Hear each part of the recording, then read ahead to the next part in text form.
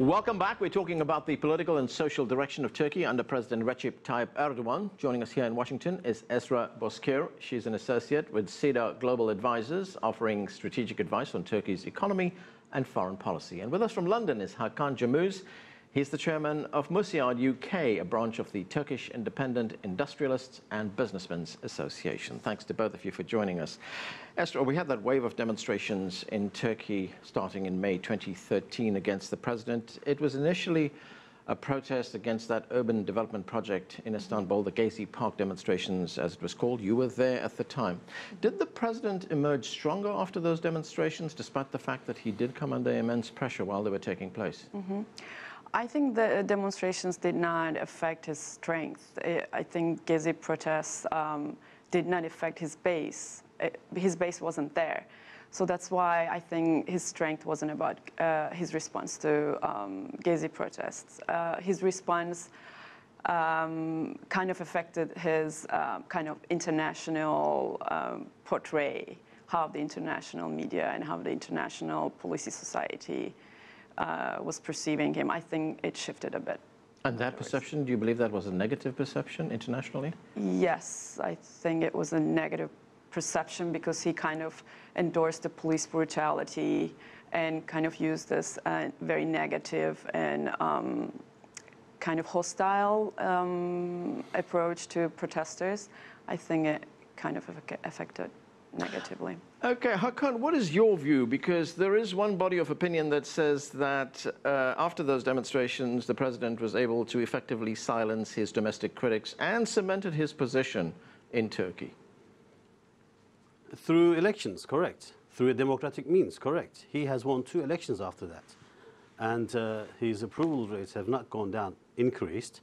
And he won 2 outright elections, especially the municipal elections that took place. They've increased the vote.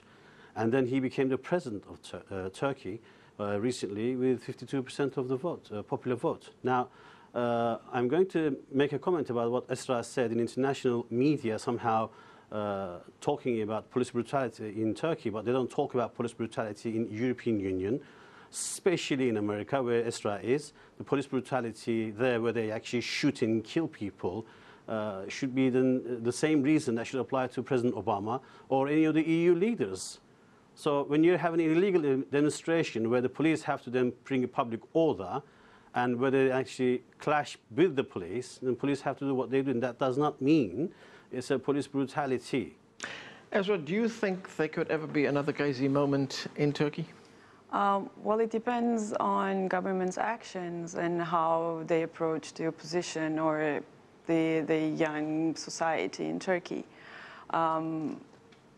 Gezi was an extreme grassroots movement, for me at least. I didn't see it as a political movement, but more like the apoliticized young society came together to oppose something that they cared about. Hakan, President Erdogan, as we've been reporting, has been criticized in the West recently for comments he made about the role of women. Let's take a listen to what he said.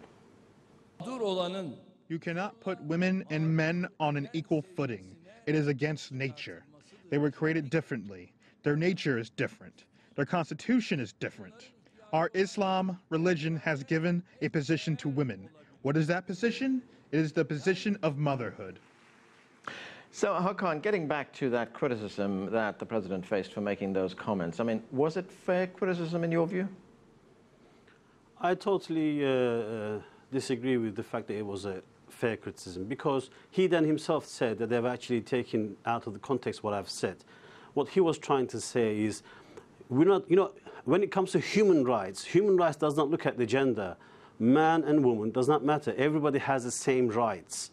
But when it comes to the role within the society, any given society, the concept of equality does not necessarily apply between man and woman, because man cannot live woman's life and woman cannot necessarily live man's life. What he was trying to refer to is that 2 genders have different natures when it comes to certain things.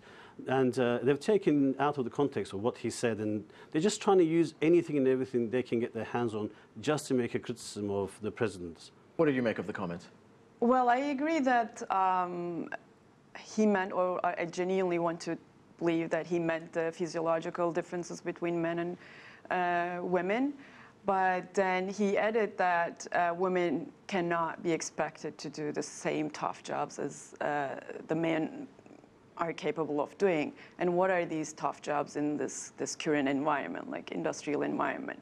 And then he kind of like failed to explain himself. I think that's why this happened this way, this criticism occurred. And then he claimed that feminists don't understand motherhood. So I would call myself a feminist, but I think I understand motherhood pretty well. Hakan, I want to look at the broader question of some of the things we've been talking about here, and that is this perception that President Erdogan has been moving Turkey away from its recent secular past, the kind of secular reforms that were introduced by Mustafa Ataturk, that he's moving more towards a more Islamist, a more religious state.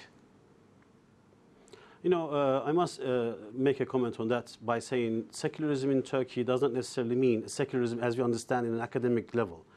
Turkey, the Turkey that existed for the last 80-odd years used the concept of secularism to oppress majority of its population, whether they were Muslims, practicing Muslims, whether they were Kurdish people or any other minorities.